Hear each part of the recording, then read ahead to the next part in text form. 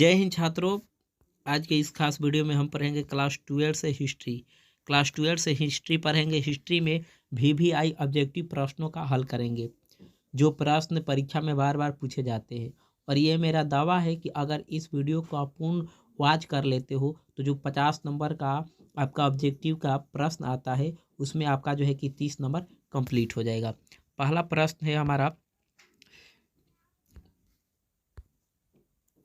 भारतीय पुरातत्व का पिता किसे कहा जाता है? भारतीय पुरातत्व का पिता किसे कहा जाता है? तो उत्तर होगा अलेक्जेंडर। उत्तर होगा अलेक्जेंडर। दूसरा प्रश्न है, सिंधु घाटी सभ्यता में विशाल स्नानागार के अवशेष कहाँ से प्राप्त हुए हैं? मोहनजोदड़ो। तीसरा प्रश्न है, हड़प्पा सभ्यता का सबसे बड़ा नगर कौन था? हड़प्पा सभ्यता का सबसे बड़ा नगर कौन था? तो मोहनजोदड़ो। चौथा प्रश्न है हमारा, लोथल स्थित है। लोथल कहाँ स्थित है? गुजरात। पांचवा प्रश्न है, सिंधु घाटी सभ्यता का जुड़वा राजधानी थी? हड़प्पा, मोहनजोदड़ो। छठा प्रश्न है, प्रसिद्ध ग्रंथ इंडिका की रचना किसने की थी?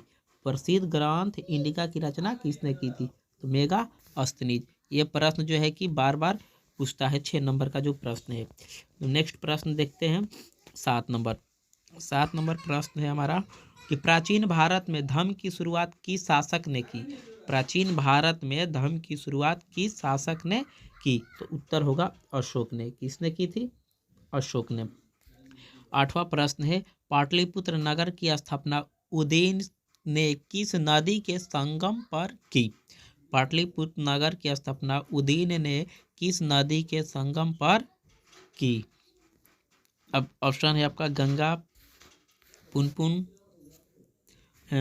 सोन, इन सभी के संगम पर। इन सभी के उत्तर आपका हो जाएगा डी, इन सभी के संगम पर। गंगा, सोन और पुनपुन तीनों नदी का वहां पे मिलन जो है पटना में, जिसको पाटलिपुत्र के नाम से जानते हैं। अगला प्रश्न है हमारा 8 नंबर प्रश्न है कि किस अभिलेख में भूमिदान का उल्लेख मिलता है? किसके अभिलेख में भूमिदान का उल्लेख मिलता है? तो प्रभावती गुप्त के। 10वां प्रश्न है, मेगास्थनीज भारत में किसके दरबार में आया? मेगास्थनी भारत में किसके दरबार में आया? उत्तर होगा चंद्रगुप्त मौर्य के दरबार में आया था। 11 नंबर प्रश्न है, एलोरा में कैलाश मंदिर किस राजवंश ने निर्मित कराया?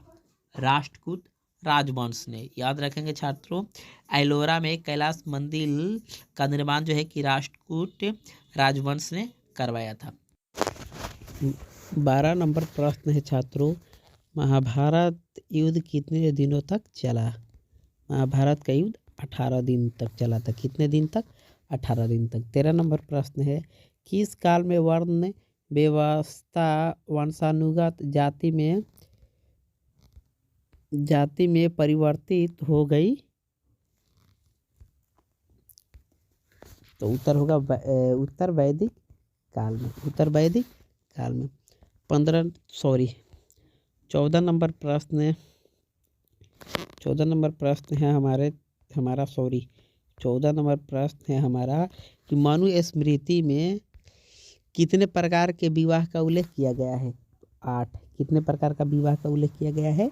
तो 8। याद रखेंगे, ये VVI प्रश्न है हिस्ट्री का। ठीक है, कि मनुस्मृति में कितने प्रकार के विवाह का उल्लेख किया गया है? तो 8। 15 नंबर प्रश्न है, भीम ने हिडिंबा के साथ कौन सा विवाह संपन्न किया था? तो गांधर्व विवाह। कौन सा विवाह? गांधर्व विवाह।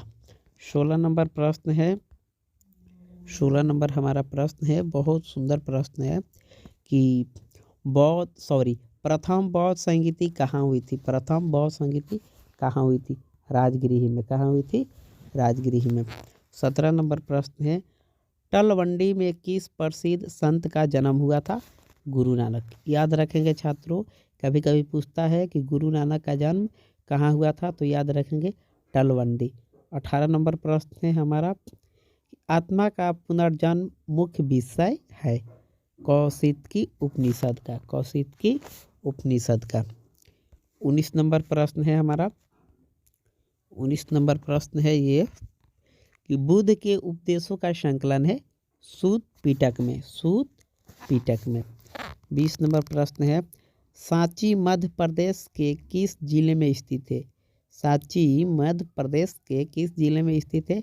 तो रायसेन, रायसेन। 21 नंबर प्रश्न है,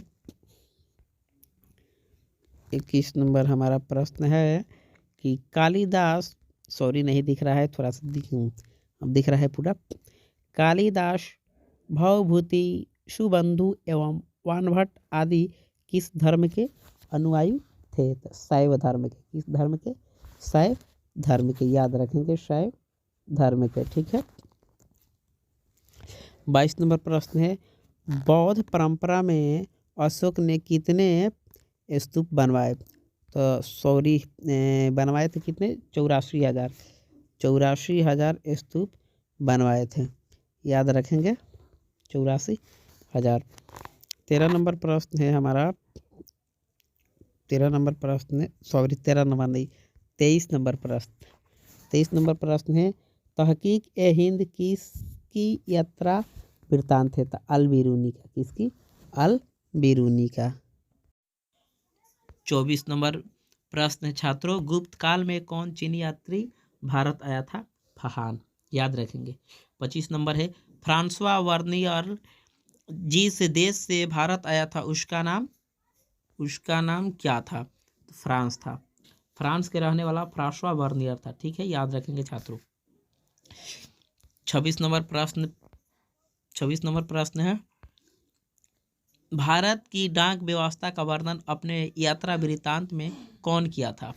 Ibn Battuta, Ibn Battuta.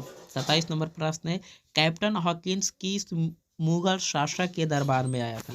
Jahangir. 28 number प्रश्न है गुरु नानक का संबंध किस धर्म से है? इसको याद रखना, ठीक है, कहीं पर भी पूछता है इसको, जो है कि कॉम्पिटेटिव का भी एग्जाम में पूछता है। गुरु नानक का संबंध किस धर्म से है? तो सिख धर्म से। 29 नंबर प्रश्न है सलीम चिश्ती की दरगाह कहाँ अवस्थित है? अजमेर में। सलीम चिश्ती की दरगाह कहाँ स्थित है? तो अजमेर में, याद रखेंगे। 30 नंबर प्रश्न है छात्रों, 30 नंबर प्रश्न है हमारा कि अंडाल का सही परिचय क्या है? अंडाल का सही परिचय है वह अलवार स्त्री थी। अंडाल क्या थी? तो अंडाल जो थी एक अलवार स्त्री थी, ठीक है। 31 नंबर प्रश्न है विष्णु को अपना पति कौन मानती थी? विष्णु को अपना पति कौन मानती थी? पौराणिक इतिहास के अनुसार, ठीक है, हिस्ट्री के अनुसार, तो अंडाल। कौन? अंडाल। 32 नंबर प्रश्न है काशी में किस प्रसिद्ध संत का जन्म हुआ था? काशी में किस प्रसिद्ध संत का जन्म हुआ था? तो वल्लभ आचार्य का, वल्लभ आचार्य का। 33 नंबर प्रश्न है सुल्तान उल हिंद किसे कहा गया? सुल्तान उल हिंद किसे कहा गया? तो ख्वाजा मोइनुद्दीन चिश्ती को कहा गया, ठीक है।